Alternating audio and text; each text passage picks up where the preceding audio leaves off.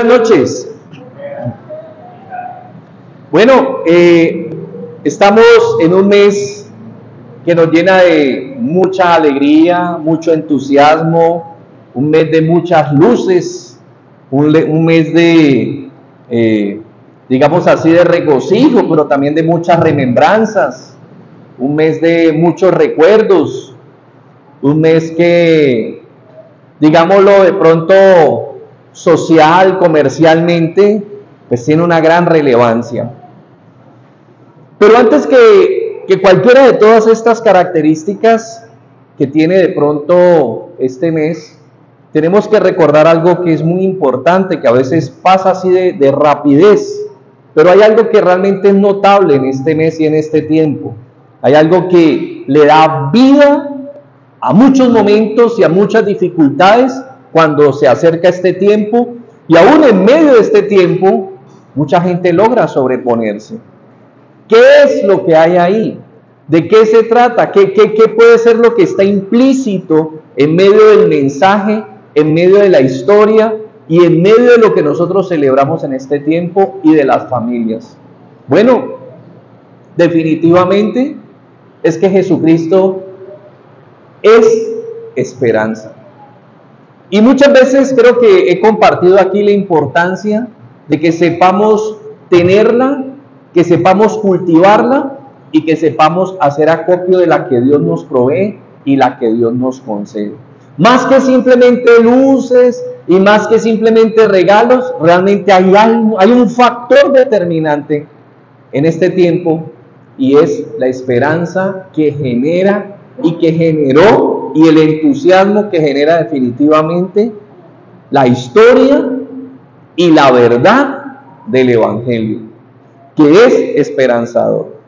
Pérez Glover, un famoso historiador, se preguntaba cómo hizo Jesús para hacer a un lado, en su momento, en todo lo que era Asia, donde fue inicialmente muy dominante el Evangelio, a todas aquellas divinidades que tenían el control o que manejaban el panorama espiritual de aquella época. ¿Qué logró que el Evangelio y especialmente Jesucristo pasara por encima de todos estos credos? Pues indiscutiblemente, concluía el historiador, la esperanza que trae la enseñanza y el Evangelio. ¿Por qué? Porque todo mundo, quiera o no, dentro de ese mundo existente, estaban sujetos, a pesar de la religión que vivieran o predicaran, a una realidad, y era el destino. Todos estaban sujetos de alguna manera a esa realidad, al sino, a la suerte, a lo que te tocó, a lo que te correspondió. Y solo un golpe del mismo destino, o solo una vuelta del mismo destino, podía liberarte de esa realidad.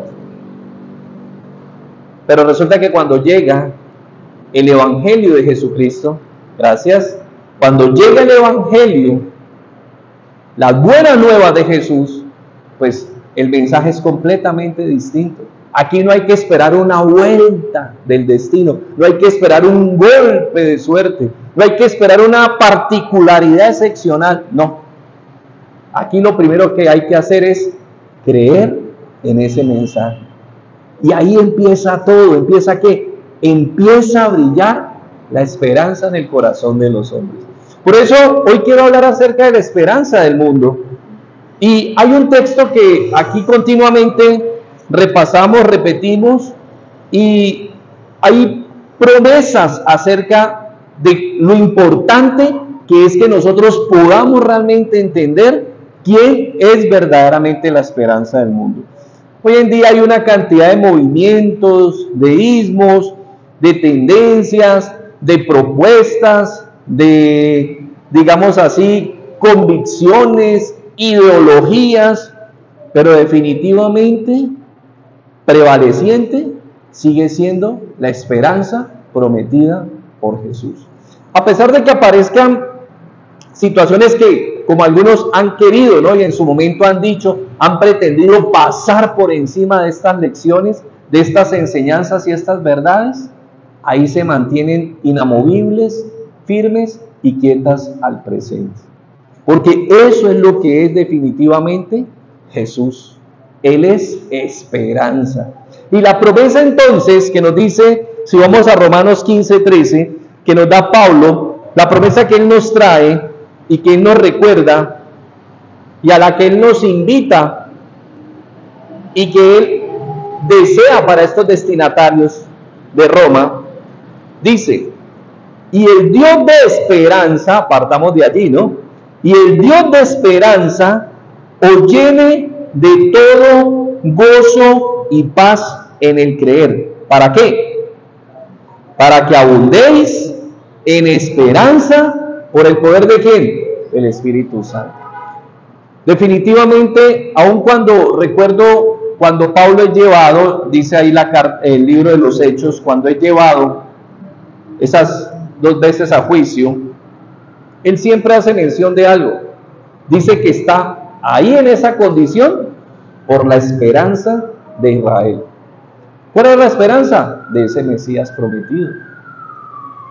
Y por esa esperanza, toda esta comunidad del pacto, todo este pueblo, toda esta nación de Israel, todas estas 12 tribus se movían en atención y en esperanza a esa promesa hecha. Porque tenían esa expectativa, eso los movía, eso los hacía guardar los preceptos, los hacía guardar y practicar sus ceremonias y ser eficientes, idóneos, responsables, ¿con qué? Con su compromiso espiritual.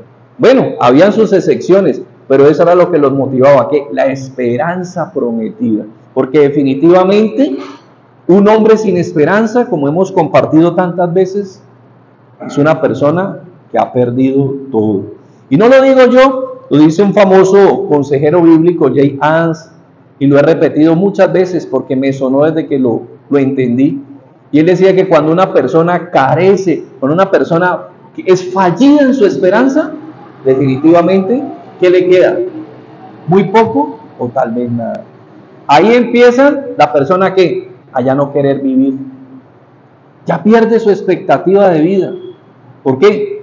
Porque no tiene nada hacia dónde dirigirse, no tiene ninguna expectativa, no está esperando nada frente a la realidad presente. No hay nada que le evoque seguir esperando, no hay una expectativa. Pero dice Romanos 15:13 que el Dios de esperanza os llene de gozo, paz en el creer para que abundéis en esperanza por el poder del Espíritu Santo. Pero, ¿cómo el Espíritu Santo trae, genera y establece esa esperanza en nuestra vida? Ahí en el versículo 4 del capítulo 15 nos dice, muchas veces hemos leído este texto y vale la pena que lo repasemos. Dice Romanos 15:4, porque las cosas que se escribieron antes para nuestra enseñanza se escribieron a fin de que por la paciencia y la consolación de las Escrituras tengamos esperanza. La manera como el Espíritu Santo va a generar esperanza en tu vida es a través de ¿qué? De las Escrituras. No pienses que va a ser, pueden haber situaciones como Él lo es soberano, circunstanciales, pero la manera más eficiente como el Espíritu Santo va a generar esa promesa del versículo 13 en tu vida, va a generar esperanza en tu vida, es a través de ¿qué? De las Escrituras. Por eso no es simplemente una tarea sin sentido la importancia de la lectura y el estudio de las Escrituras. No es por eso simplemente una práctica religiosa, sino que definitivamente es el método del Espíritu Santo para que en nosotros se mantenga viva la esperanza prometida a través de la esperanza del mundo, que es Jesucristo. Por eso, en atención a como dice segunda de Pedro 1, segunda de Pedro 1,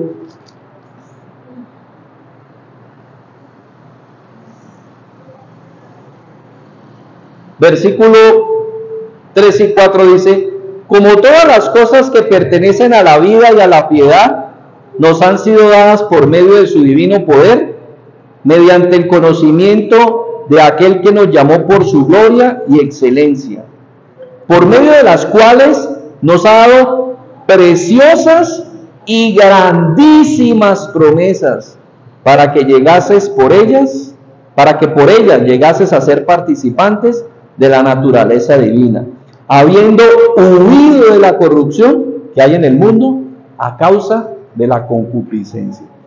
¿Qué nos ha dejado Dios? ¿Cómo nos comunica aún parte de su naturaleza? ¿Por medio de qué? Y de las promesas. Muy bien, de la oración y de las promesas. Muy bien, de la oración y de las promesas. Porque Él ha dejado esas promesas ahí. Y como hemos visto, ellas fueron escritas ¿para qué? Para que por medio de la consolación y la paciencia que ellas generan, mantengamos nosotros ¿qué? Viva la esperanza. Por eso podemos decir hoy y podemos compartir hoy acerca de esta realidad en cada uno de nosotros. Primero, donde la hierba está seca, Él, Jesús, que es la esperanza del mundo, hace reverdecer hierba nueva. Juan 5, 5 al 9. Dice: y había allí un hombre que hacía 38 años que estaba enfermo, cuando Jesús lo vio acostado y supo que llevaba ya mucho tiempo así, y le dijo: ¿quieres ser sana? Señor, le responde el enfermo, no tengo quien me meta en el estanque cuando se agita el agua, y entre tanto que yo voy, otro desciende antes que yo. Jesús le dijo: levántate, toma tu lecho y anda. Y al instante aquel hombre fue sanado y tomó su lecho y anduvo, y era día de reposo. ¿Qué? Aquel día. ¿Cuánto tiempo estuvo enfermo? 38 años. Y hay situaciones en las que uno dice: Dios mío, yo ya llevo 5 años, yo ya llevo 3 años, yo ya llevo 8 años. Y uno que dice: no, pero ¿sabes qué? Él es la esperanza. Jesucristo es la esperanza. Por eso que no se puede perder. Mire, hemos hablado y hemos compartido por qué existen los grupos de apoyo. ¿O qué es un grupo de apoyo? Es un grupo de personas que perdieron toda esperanza. ¿Y entonces en qué consiste el grupo? En que como perdieron toda esperanza, lo único que pueden hacer el uno al otro es que apoyarse en su desesperanza. Es cruel. Es cruel. En cambio aquí, ¿qué te está diciendo el Señor? ¿Cuál es la promesa? ¿Cuál es la realidad? No importa el tiempo, no importa el recorrido, no importa la espera. ¿Qué dice? La esperanza no es fallida. Claro, uno puede decir 38 años, pero seguro que va a haber sanidad. 20, 5, 15, 10. Pero la promesa es que puede haber sanidad. Por eso donde la hierba está seca, Él hace reverdecer hierba nueva. Segundo, donde los ríos carecen de la suficiente agua, Él hace anegar los ríos que ya están secos. Dice Juan 4:14: mas al que bebiere del agua que yo le daré, no tendrá sed jamás, sino que el agua que yo le daré será en él una fuente de agua que salte para vida eterna. Mira, ahí en estos días creo que estaba viendo el testimonio de un hombre del mundo artístico, del reggaetón, contando acerca de su vida y diciendo: yo tenía esto, yo tenía esto, yo tenía esto, yo tenía esto, yo tenía... ¿Pero qué? Pero me sentía insatisfecho, incompleto.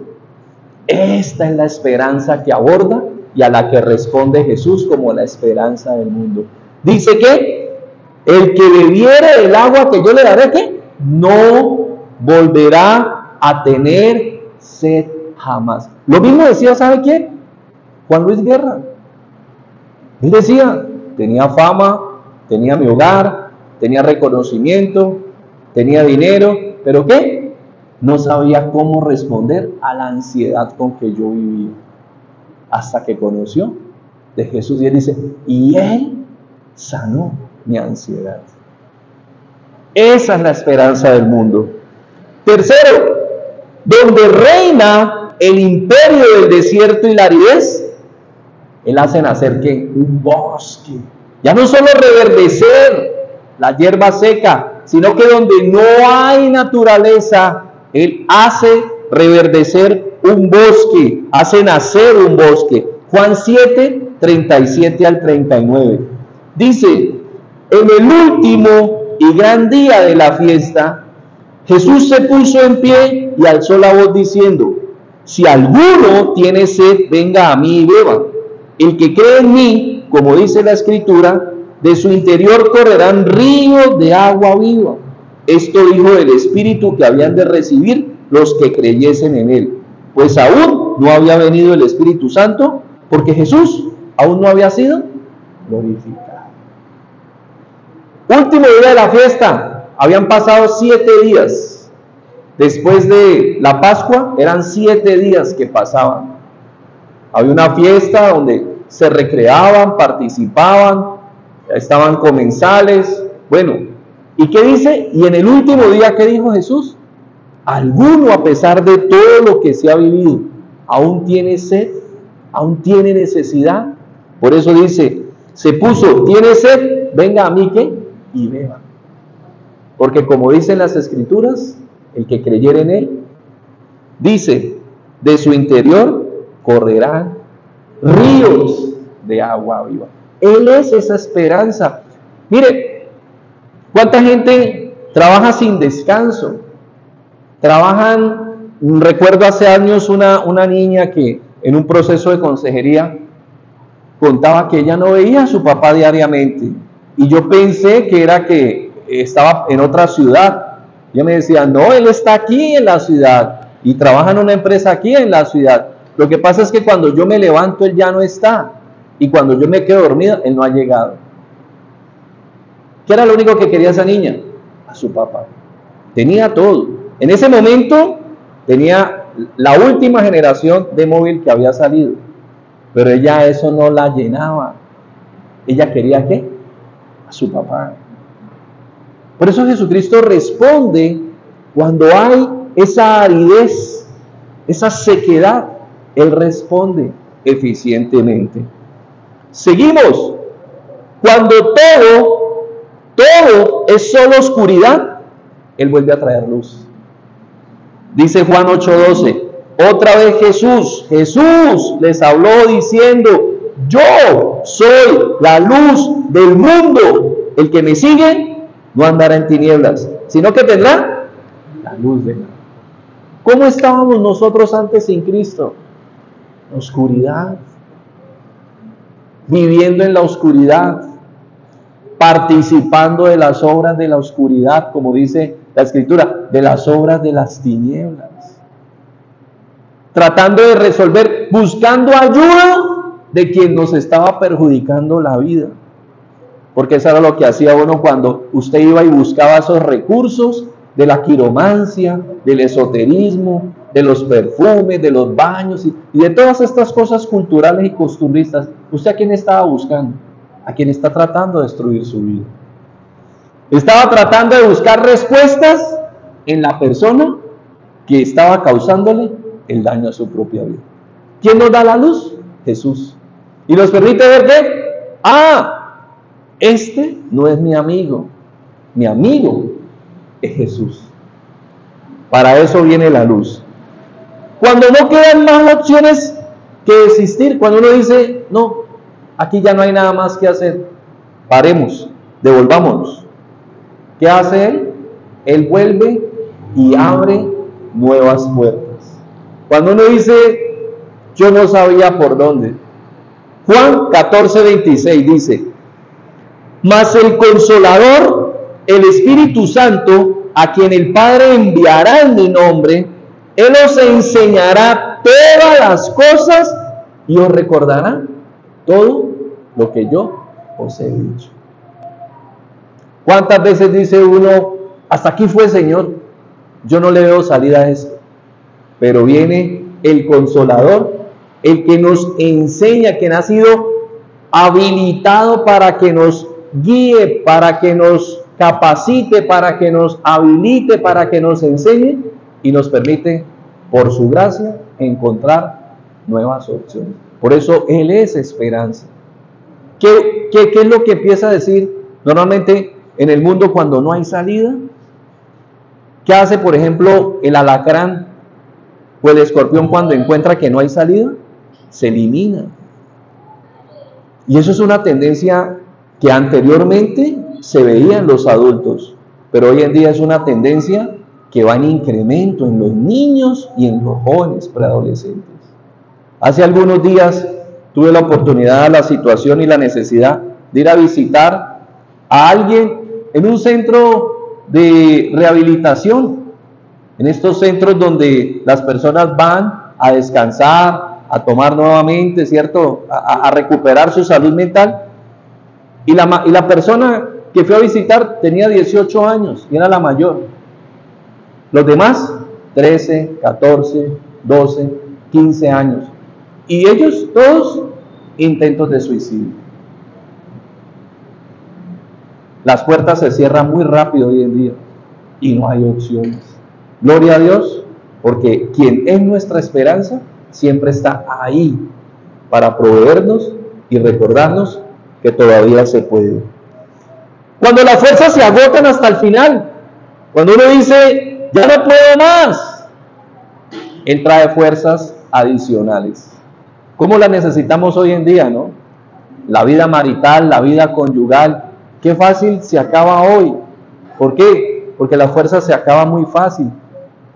La vida y el ejercicio de la paternidad, muy fácil a veces renunciamos, muy fácil nos cansamos. Por eso dice Juan 14, 16, 17, y yo rogaré al Padre y os dará otro Consolador para que esté con vosotros para siempre, el Espíritu de verdad, el cual el mundo no puede recibir porque no le ve ni le conoce, pero vosotros le conocéis porque mora con vosotros y estará con vosotros. No simplemente es una ayuda externa, es una ayuda que permanece en cada uno de nosotros. Ya no hay fuerzas, en eso consiste la actividad, una de las tantas actividades del Espíritu Santo, renovar nuestras fuerzas. Muchas veces uno llega en oración a decirle, Señor, yo ya no voy más, yo me rindo, yo a esto no, por favor, como uno dice vulgarmente, no le tiro más mente, esto ya no más, claudico, ya no puedo, soy incapaz. Pero ¿qué hace el Espíritu Santo? Darnos fuerzas nuevas, levantarnos nuevamente. Uno a veces dice, yo ni sé cómo estoy aquí, yo ni sé cómo seguí, yo ni sé cómo me he mantenido, pero quien es la esperanza es quien nos provee y es quien nos dota de ese consuelo. Por eso, también cuando la soledad se apodera del corazón, hay mucha gente sufriendo de soledad hoy en día. Lo que pasa es que usted como dice el dicho, usted ve caras, pero no ve corazones. Y cuando entonces la soledad asedia la vida del hombre, ¿sabe qué hace Dios? ¿Sabe qué hace la esperanza? Dice, pues yo voy a hacer mi casa en ti y no te voy a dejar solo nunca. Por eso dice Juan 14, 23, respondió Jesús y le dijo, el que me ama, mi palabra guardará, y mi Padre le amará, y vendremos a Él y haremos morada en Él. Tú no estás solo, ¿qué? Nunca más. Nunca más. Ya no es un tema de cuántos están a tu lado, ni es un tema de cuántos están a tu alrededor. Es un tema de ¿qué? De que en tu vida han hecho morada el Padre, el Hijo, y seguramente, como lo dice 1 Corintios 3:16 y 1 Corintios 6:20, el Espíritu Santo dice que ha hecho de nosotros su templo.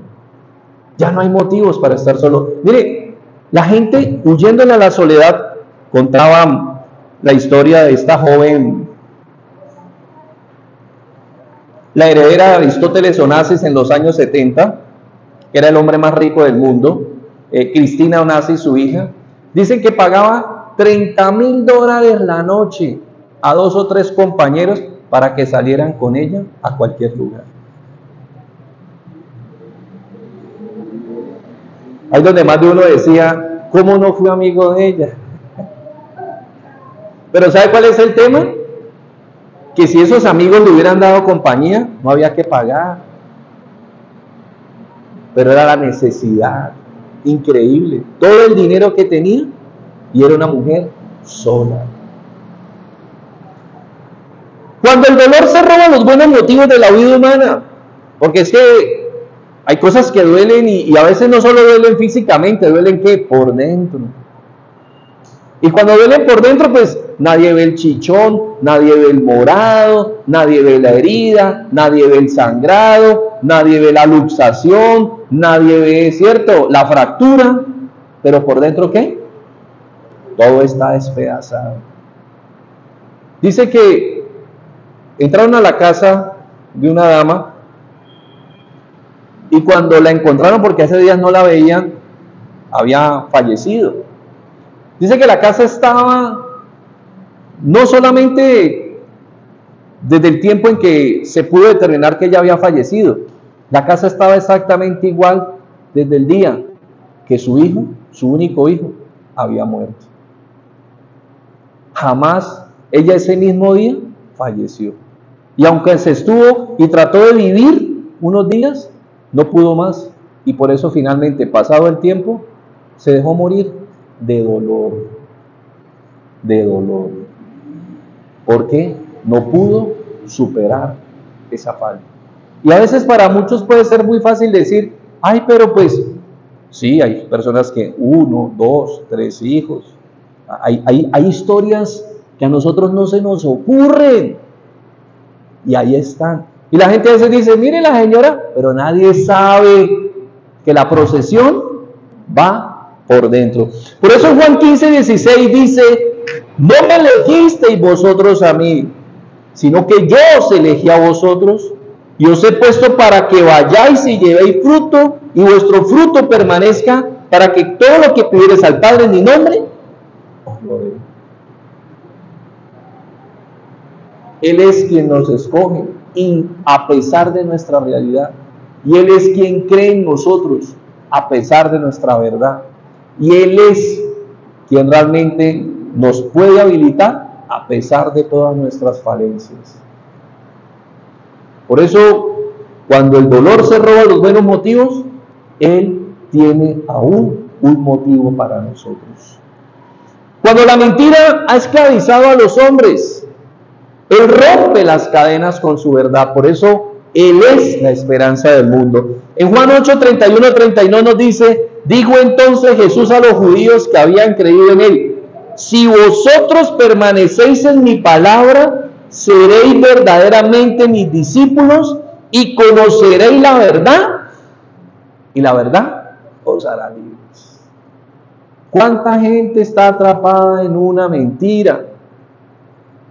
En el pasado, en el antepasado, en el pospasado, aún en la niñez, mentiras.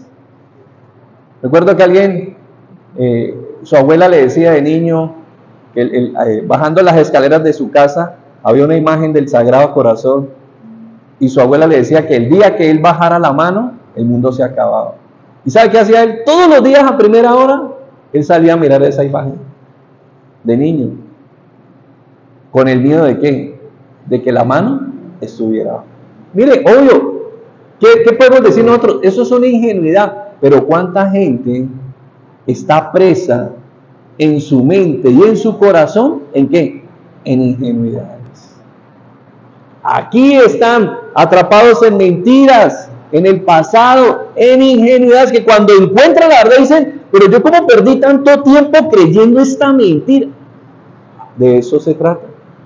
Por eso, de eso se trata conocer a Jesús, que es la esperanza. Aún hay esperanza para quien está preso.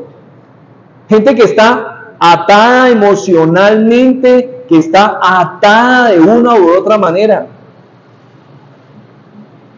Él viene y rompe las cadenas. ¿A través de qué? De su verdad. Cuando los miedos nos vuelven cobardes, increíble, tantos miedos que hay, ¿no? ¿El qué? Nos concede su valor. Por eso dice Juan 16:33, estas cosas os he hablado para que en mí tengáis paz. En el mundo tendréis aflicción, pero confiad, yo he vencido el mundo. Mire, estaba terminando de hablar con sus discípulos después de decirles que Él se iba y cómo se iba. Y sus discípulos estaban llenos de miedo y por eso Él les concluye y les dice, mire, yo esto se lo he dicho no para aterrorizarlos, se lo he dicho es para qué, para que tengan confianza, porque ya les había hablado acerca de qué, de que el Consolador vendría a acompañarles. Por eso, cuando estamos entonces llenos de miedo y de cobardía, Él nos recuerda, tranquilos, confíen, en el mundo vamos a ser afligidos, ¿pero qué? Pero Él ha vencido el mundo. Cuando la historia de una vida parece que ya se acaba, ¿no?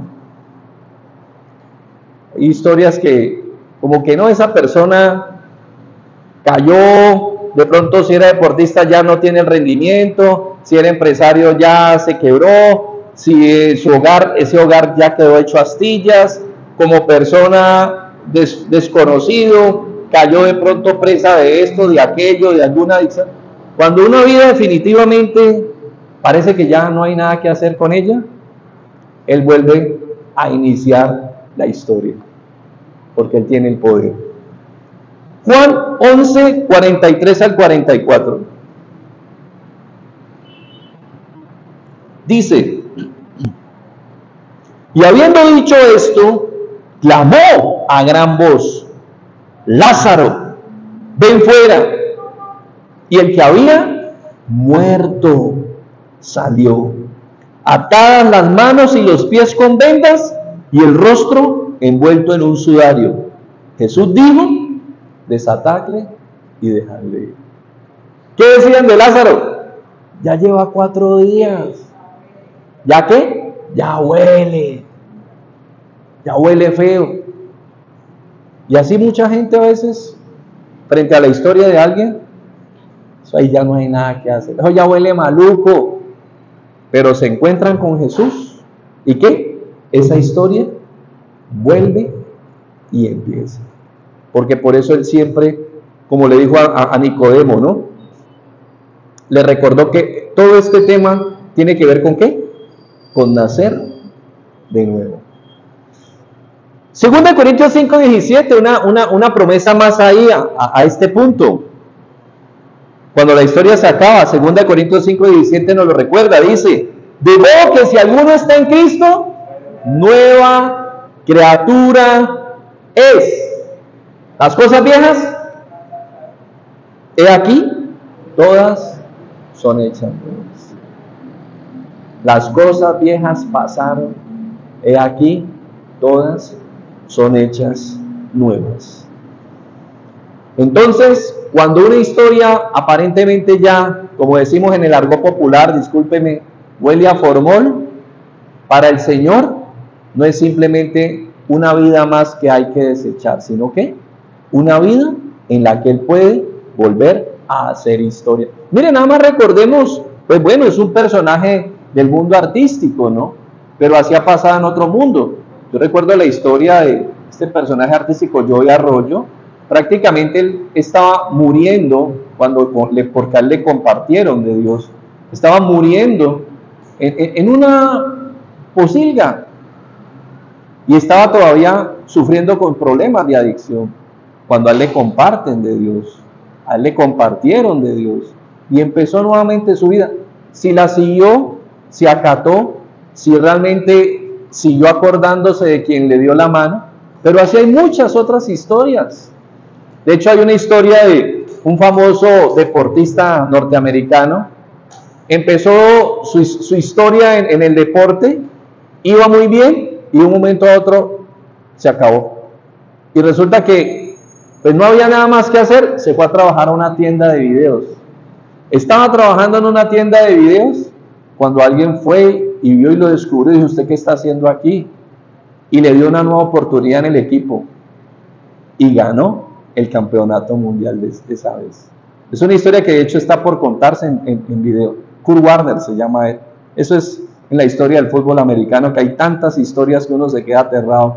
Personas que han sido tomadas de auspicios, de orfanatos, y que hoy en día son unos grandes personajes. Lo mismo yo sé que hay en la historia del fútbol y otros miles de deportes.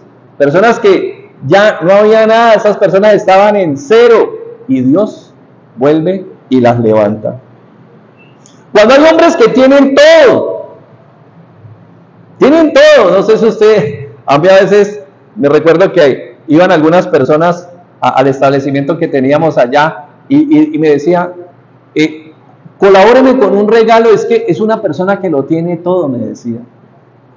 Me queda aterrado, ¿no? ¿Qué le puedo yo regalar? Pues ojalá que conozca de Dios.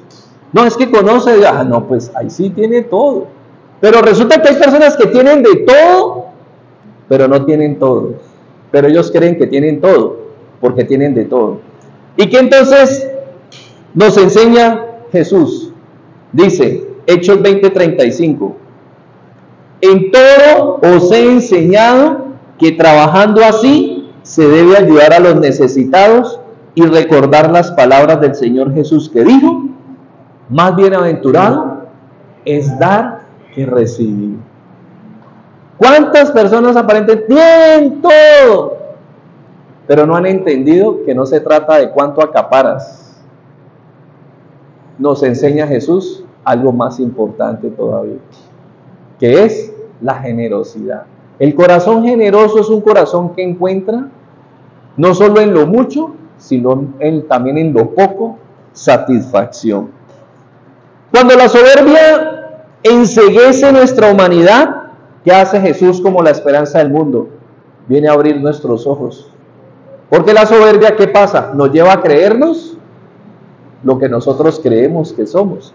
Y dice Juan 9:39, dijo Jesús, para juicio he venido yo a este mundo, para que los que no ven, vean, y los que ven, sean cegados.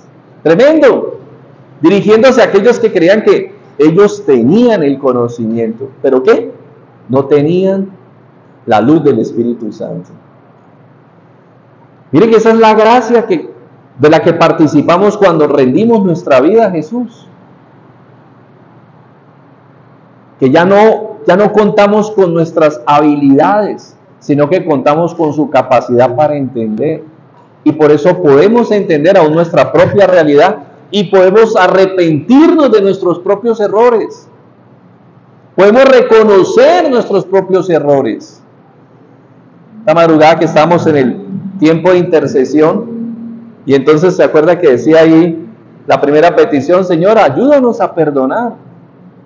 Y empecé yo a orar, sí, Señor, pero resulta que el Espíritu Santo de alguna manera le empieza a uno a mostrar y dice, sí, porque es que el problema es que uno se fija mucho en los demás. ¿Sabes qué te ayuda a perdonar? Fíjate en ti mismo. Deja de estar mirando a los demás. Revísese. Eso es lo que hace el Espíritu Santo por medio de la palabra. Revísese y vea realmente quién es usted, y eso le va a ayudar ¿a qué? A perdonar. Le va a llevar a renunciar a la envidia y a renunciar al resentimiento. ¿Por qué? Porque usted se da cuenta que no fueron los demás. El artista y el protagonista de lo que usted está viviendo ahora fue ¿quién? Usted. ¿Y ahí qué tiene que hacer uno? Renunciar y reconocer y arrepentirse. Por eso, cuando la soberbia enceguece nuestra humanidad, Jesucristo nos baja de esa mentira. Cuando crees que como ser humano, porque hay personas que dicen, no, mire, yo en esta vida lo he visto todo. ¿Te ha oído eso? Viene Jesús y sorprende a todos. Juan 13, del 3 al 5.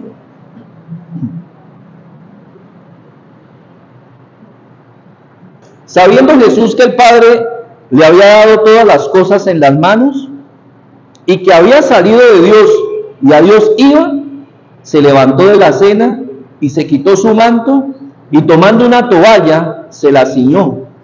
Luego puso agua en un lebrillo y comenzó a lavar los pies de los discípulos y a enjugarlos con la toalla con que estaba ceñido. ¿Saben?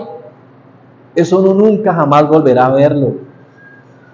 Que el Dios de toda la creación, el Dios de toda la creación, le lavó los pies a unos congéneres, a seres humanos. Eso es una locura. Y la gente dice, no, yo lo he visto todo, pero esto era ver realmente algo excepcional. Era ver al Dios del cielo hecho hombre, humillándose y lavándole los pies. Y no se había humillado todavía hasta lo sumo, porque ¿cuándo se humilló hasta lo sumo? Cuando se entregó a la cruz. Pero le lavó los pies a sus discípulos. Él, que era el Dios, como les dijo, ¿quién está entre ustedes y yo? ¿Quién está a la mesa? Ustedes. ¿Y quién es el servidor? ¿Quién es el mesero? Yo. Por eso cuando usted cree que lo ha visto todo, viene Jesús y le dice, te va a mostrar algo que no has visto. Y te muestra el principio del sumo servicio. Servirnos. Por eso que digo, que aprendiéramos de esto, ¿para qué? Para servirnos los unos a los otros. Cuando las falsas doctrinas te confunden con sus falsas enseñanzas, Él nos dice realmente qué es lo que debe distinguirnos. Ahí mismo en Juan 13, 34 al 35.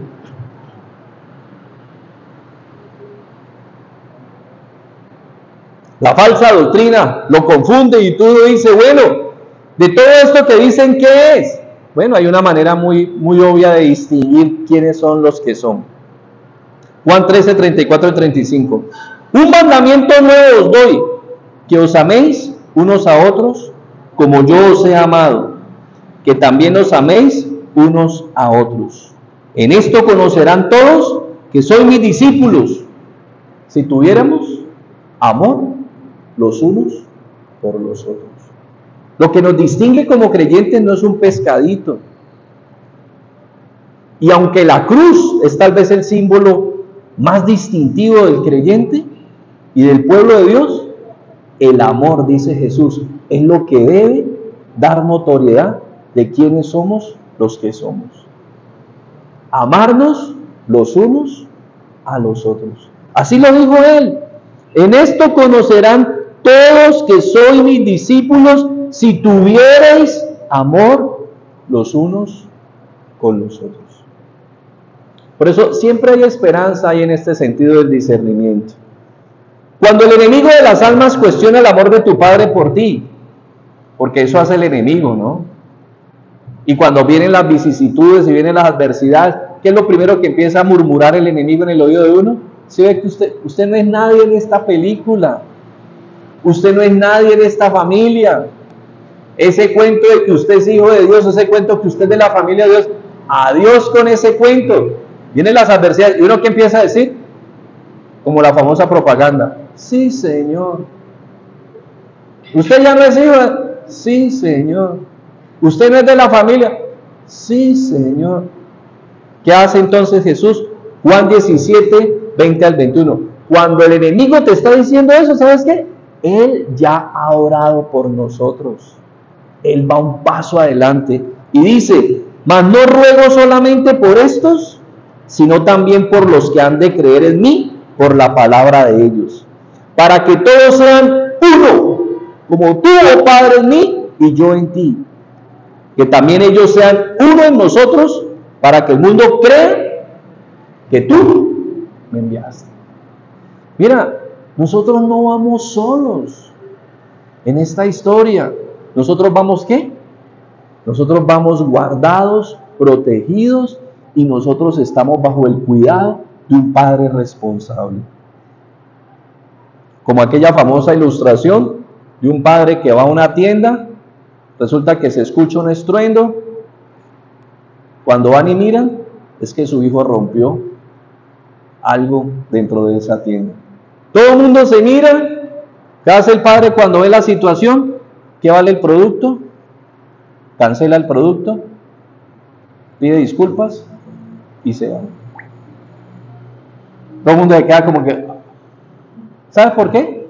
Porque un papá responde por sus hijos. Nosotros no andamos solos, nosotros tenemos un padre responsable.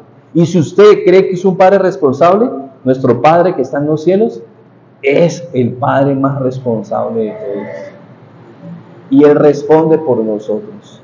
Por eso nosotros no andamos solos. Y bueno, dice por ahí una historia y un adagio popular muy importante, ¿no? Todo tiene su final. Y cuando vives tiempos llenos de incertidumbre, como hemos vivido en este año 2023, ¿sabes qué va a hacer el Señor Jesús? ¿Qué va a hacer el Espíritu Santo? A través de la persona del Señor Jesús, te va a recordar por qué Él es la esperanza del mundo. Colosenses 1:27.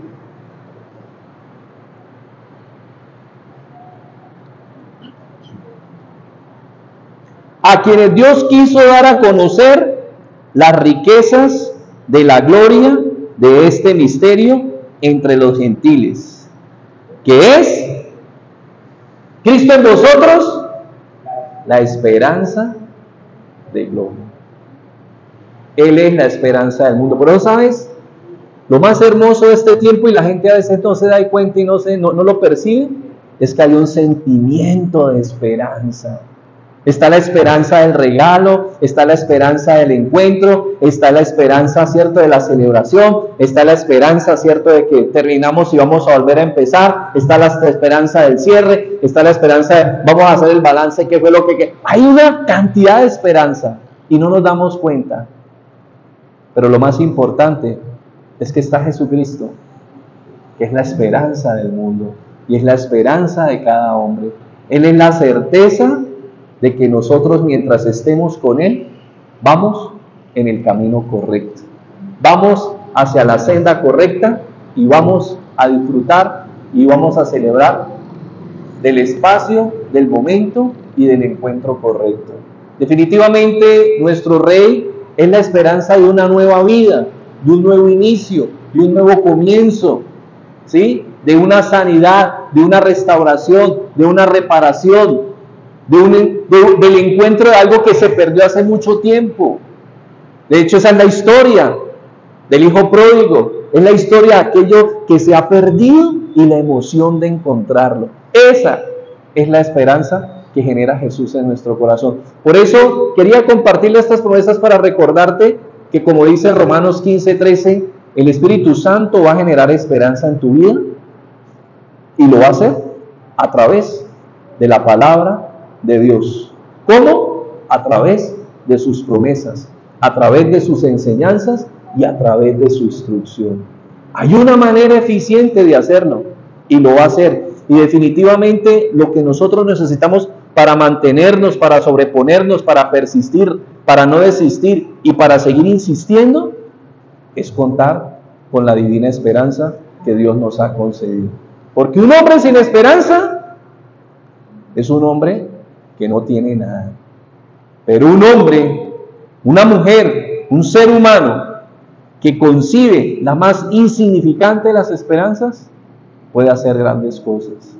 Para que oremos, recuerdo una historia que encontré ahí del western americano, de lo de siempre, un hombre que quiere quiere desalojar a una comunidad porque sabe que ahí hay yacimientos de oro, y el hombre pues simplemente quiere comprar como quiere comprar y quiere hacer como quiere hacer y quiere que todo el mundo pues se vaya a la brava.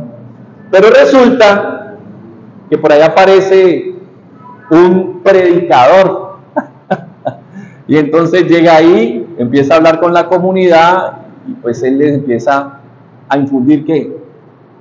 Motivación, unidad, cohesión. Y resulta que el terrateniente ha viajado y cuando vuelve y llega, dice, bueno, ¿qué pasó? ¿Ya solucionaron el...? No hemos podido. ¿Y eso? No, pues es que resulta que ha llegado un predicador ahí y ahorita él está compartiendo con ellos. No, increíble lo que dice este hombre. Hay que sacar a ese señor inmediatamente de ahí.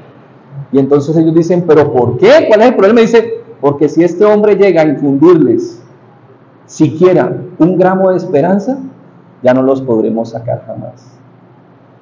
Mira qué increíble que a veces quienes no conocen de Dios tienen más claridad y más certeza de la esperanza que Dios ha puesto en nuestra vida y que ha dispuesto para nuestros corazones. Bendito Dios, te queremos dar muchas gracias en esta noche.